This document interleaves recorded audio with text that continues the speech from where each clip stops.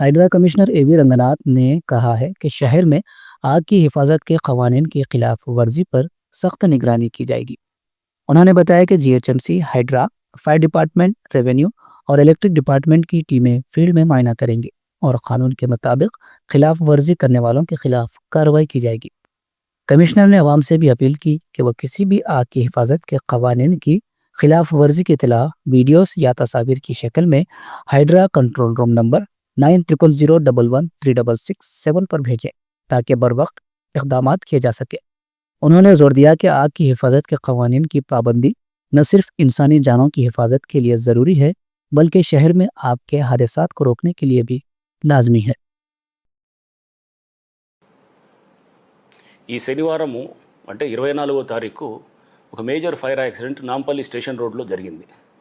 So దాంట్లో ఒక furniture shop ఏదైతే ఉందో వాళ్ళు సెల్లార్లు అంతా కూడా వేల కొద్దీ ఫర్నిచర్ని స్టోర్ చేసి, ఇదంతా కూడా బయట నుంచి వచ్చినటువంటి ఫర్నిచరు, ఆ ఫర్నిచర్ని అంతా కూడా వేల కొద్దీ కుర్చీలు ఇతర సామాగ్రి అంతా కూడా సెల్లార్స్లో వాళ్ళంతా డంప్ చేసి అక్కడ ఎవరైతే కనుక దాంట్లో రెసిడెంట్గా అంటే అక్కడ పనిచేసే వాళ్ళు కూడా దాంట్లో కొంతమంది అక్కడ ఎవరైతే నివాసంగా ఉండేవాళ్ళు అక్కడ ఫైర్ యాక్సిడెంట్ జరగటం, ఆ ఫైర్ యాక్సిడెంట్ తోటి మొత్తం వాళ్ళకి బయటకు వచ్చే పరిస్థితి లేకుండా మొత్తం కూడా ఈ ఎవరైతే లోపల ఉన్నటువంటి వాళ్ళు దాదాపు 5గురు చనిపోవటం కూడా మనం చూసాం. సో ఇది చాలా దురదృష్టకరం, చాలా బాధాకరమైన విషయం. సో దీంట్లో ఎందుకంటే వీళ్ళు అక్కడ ఆ బిల్డింగ్ ఎవరైతే ఉన్నదో ఆ ఓనర్ అతను మొత్తం పూర్తిగా అన్ని ఫైర్ సేఫ్టీ నామ్స్కి వైలేట్ చేస్తూ అక్కడ ఇన్ఫ్లేమబుల్ మెటీరియల్ అంటే వెంటనే అది మంటలు వ్యాప్తి చేయడానికి ఉండేటువంటి మెటీరియల్ అంతా కూడా అక్కడ డంప్ చేయటం, అక్కడ ఈ కుర్చీలో అవన్నీ దాంట్లో ఉండేటువంటి ఆ ఫోమ్ స్పాంజ్ ఏదైతే ఉంటుందో అది అంటుకోవటంతో ఆ ఫైర్ కంట్రోల్ చేయటం కూడా చాలా కష్టతరమైంది. ఫైర్ డిపార్ట్మెంట్ వాళ్ళు, పోలీసు, హైడ్రా ఇట్లా ఎంతమంది అందరూ, రెవెన్యూ డిపార్ట్మెంటు, జిహెచ్ఎంసీ అందరూ కూడా దీంట్లో భాగస్వాములై ట్రై చేశారు కానీ బట్ దాంట్లో మనం దురదృష్టవశాత్తు 5గురు చనిపోవటం కూడా జరిగింది.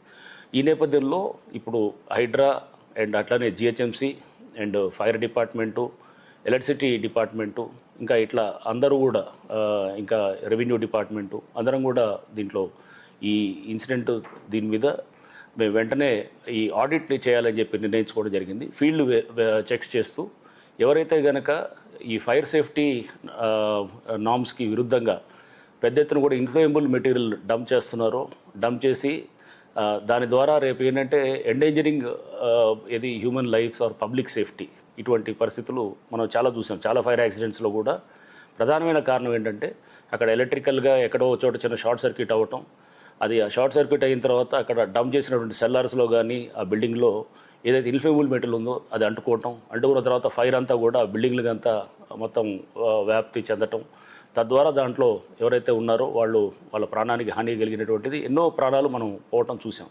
ఈ నేపథ్యంలో ఈ ఫైర్ సేఫ్టీ ఆడిట్ దీని గురించి హైడ్రా ఫైర్ ఎన్ఓసీస్ అంతా కూడా up to outer ring road దాకా ఉన్న వాటిల్లో మేము ఇప్పుడు జారీ చేస్తున్నాం. అండ్ ఫైర్ సేఫ్టీ దానికి సంబంధించి కూడా మేమందరం కూడా అధికారులందరం కూడా అన్ని డిపార్ట్మెంట్ వాళ్ళందరూ కూడా దీని మీద సమగ్రంగా చర్చించుకొని రేపటి నుంచి ఈ ఫైర్ సేఫ్టీ వైలేట్ ఎవరైతే చేస్తున్నారో అంటే ఈ స్టోర్ చేసినటువంటి గూడ్సు అవన్నీ కూడా విరుద్ధంగా ఫైర్ సేఫ్టీ నామ్స్కి విరుద్ధంగా ఎవరైతే చేస్తున్నారో అటువంటి బిల్డింగ్స్ మీద కూడా యాక్షన్ తీసుకోవడానికి కూడా అధికారులందరూ కూడా దీనికి మొత్తం సన్నాహితులై ఉన్నాం. రేపటి నుంచి ఇటువంటి ఎవరైతే బిల్డింగ్స్ వైలేట్ చేస్తున్నట్టు ఉన్నాయో వాటిని సీజ్ చేయటం, చట్టపరంగా సీజ్ చేసి ఆ బిల్డింగ్ ప్రెమిసెస్ని మొత్తం సీజ్ చేయడం జరుగుతుంది. సీజ్ చేసి వారి మీద చట్టపరంగా కూడా ఏమేమి చర్యలు తీసుకోవాలో అవన్నీ కూడా చేయటం రేపటి నుంచి స్టార్ట్ చేస్తాం. సో దీంట్లో ప్రధానంగా ముందు ఏదైతే బిల్డింగ్స్ ప్రధానంగా ఇట్లా ఏది ఫర్నిచరో లేకపోతే కెమికల్స్ ఉన్నటువంటి వాటిల్ని లేకపోతే ఈ మ్యాట్రసెస్ లేకపోతే గార్మెంట్స్ ఇట్లాంటి సెల్లార్లో చూస్తే కనుక మొత్తం డంప్ చేసి పెడుతున్నారు. సెల్లార్లతో పాటు ఆ బిల్డింగ్లలో డంప్ చేసి ఏ చిన్న స్పార్క్ వచ్చినా కానీ ఈ అంటుకొని మొత్తం బిల్డింగ్ అంతా కూడా అంటుకోవటం, ఆ పక్కన ఉన్నటువంటి నివాసాలు ఉన్న వాళ్ళకు కూడా చాలా డేంజర్ అనేది అవడానికి ఛాన్స్ ఉంది. కాబట్టి సో ఇది మనం ముందు ఈ ఫైర్ యాక్సిడెంట్స్ని తగ్గించాలంటే కనుక ఈ ఫీల్డ్ ఇన్స్పెక్షన్స్ చేసి తద్వారా వాళ్ళ మీద చట్టపరంగా తీసుకోవాల్సిన చర్యలన్నీ కూడా తీసుకుంటూ బిల్డింగ్స్ని సీజ్ చేయడం అనేది రేపటి నుంచి హైడ్రా ఇతర అధికారులు, జిహెచ్ఎంసీ అధికారులు అండ్ ఫైర్ డిపార్ట్మెంటు అండ్ ఇమీడియట్గా ఎలక్ట్రిసిటీ కనెక్షన్ కూడా డిస్కనెక్ట్ చేస్తాం. అది కూడా ఎందుకంటే ఇది ఆ డిస్కనెక్ట్ చేయకపోతే కనుక అది ఏ నిమిషంలో అయినా ఫైర్ యాక్సిడెంట్ అవ్వడానికి ఛాన్స్ ఉంటుందన్నమాట. సో అది ఎలక్ట్రిసిటీ డిస్కనెక్ట్ చేసి ఆ ప్రెమిసెస్ని అంతా కూడా సీల్ చేసి మేమంతా కూడా చట్టపరంగా ఏం చేయాలో అవన్నీ కూడా చేయడానికి, ఫైర్ సేఫ్టీని కఠినంగా ఇంప్లిమెంట్ చేయడానికి మేమంతా కూడా సన్నాహితులై ఉన్నాం.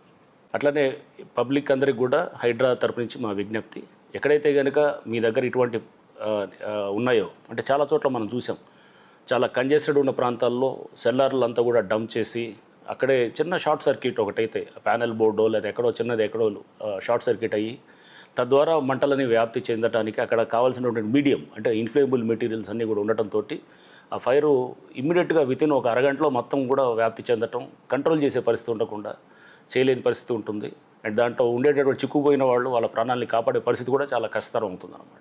సో ఈ నేపథ్యంలో ప్రజలందరూ కూడా మేము రిక్వెస్ట్ చేసేది, ఇట్లాంటిది ఏమన్నా బిల్డింగ్స్ మీ ప్రాంతాల్లో ఉంటే కనుక హైడ్రా కంట్రోల్ రూమ్కి మీరు ఇమీడియట్గా ఇంటిమేషన్ ఇవ్వచ్చు.